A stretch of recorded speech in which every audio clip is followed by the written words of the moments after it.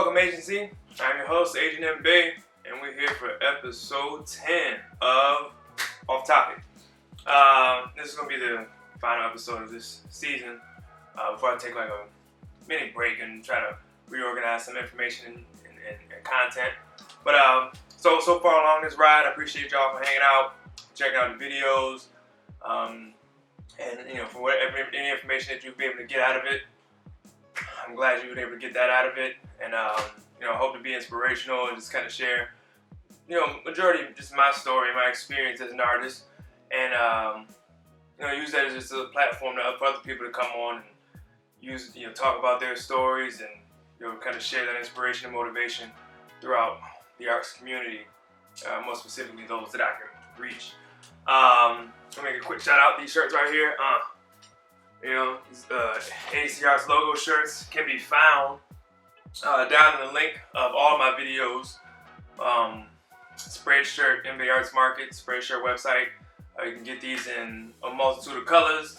I like this yellow, just because of the contrast of blues and yellows. It's just an art thing, and it's a real nice soft fabric. It feels real comfortable.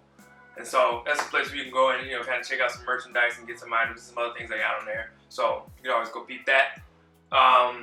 Today's episode of Off Topic. There's a pandemic going on, and so I just wanted to share just a little bit about what I've been dealing with or experiencing and doing in my quarantine space and area. So I've been quarantined for, Virginia's been on quarantine since mid to late March. I probably jumped on like a week before or so. I know I took like some time off work, then went back to work, and then came back home essentially. So in that time, what's risen to the top? What's floated? Apps. I'm pretty sure everybody. Let me take that back. A lot of people have downloaded so many apps. Now, me, I work from home. Let me take that back. I don't work from home, but in working from home, I've been having to work from my phone to do everything.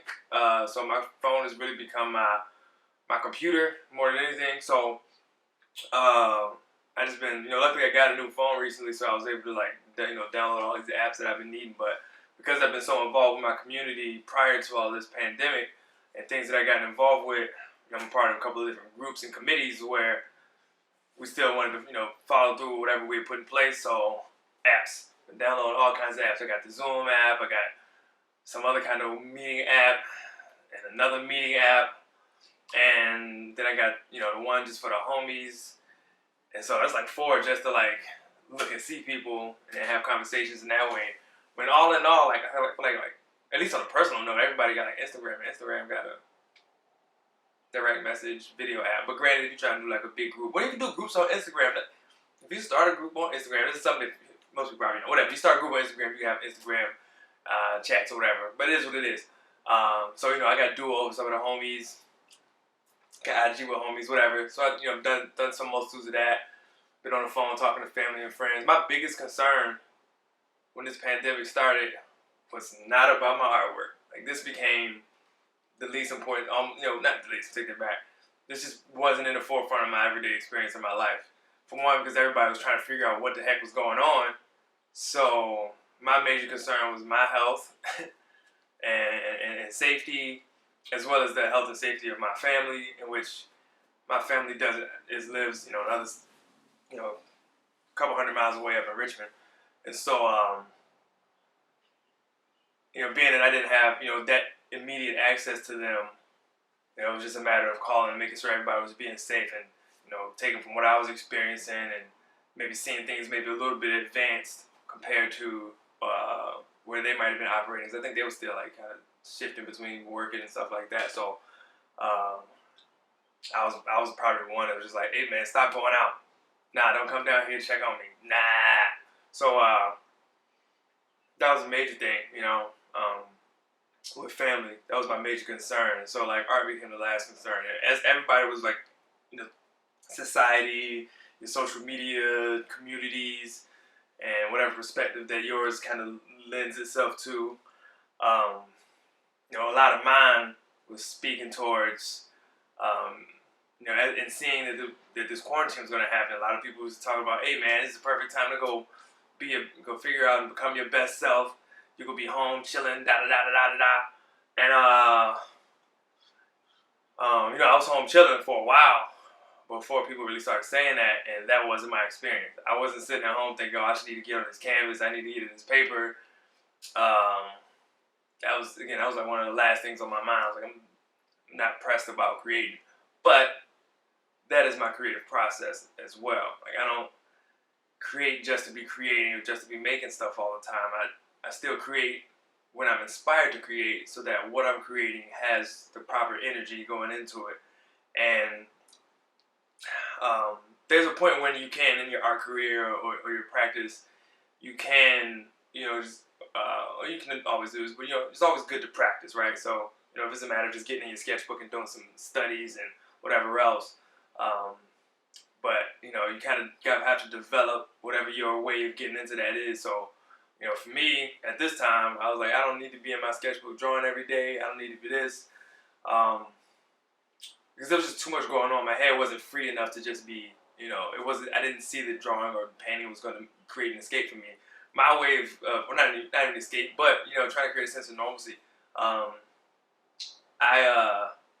For me, it was watching Star Wars animated series on Disney Plus. You know what I mean? Like that's what I was into at the time when all this started. Between that and like a couple other, between Hulu, Disney Plus, Stars, like I was running through all of those, just watching stuff. That's really all I could manage, at the time. It's like I couldn't free my mind up beyond that. But again, that lent itself to my creative process, because for me to create, I need to be able to witness and observe what's going on around me and in the world, so that my artwork can address the larger picture. And so, you can't see the larger picture if you recognize something or you see something and you immediately just recreate what you saw, And so, I don't expect my work to be, understood at face value all the time. And so, in that regard, my work tends to relate to, larger ideas. In which one of the biggest things that I understood between my art and this pandemic was the way that we interact in the virtual space.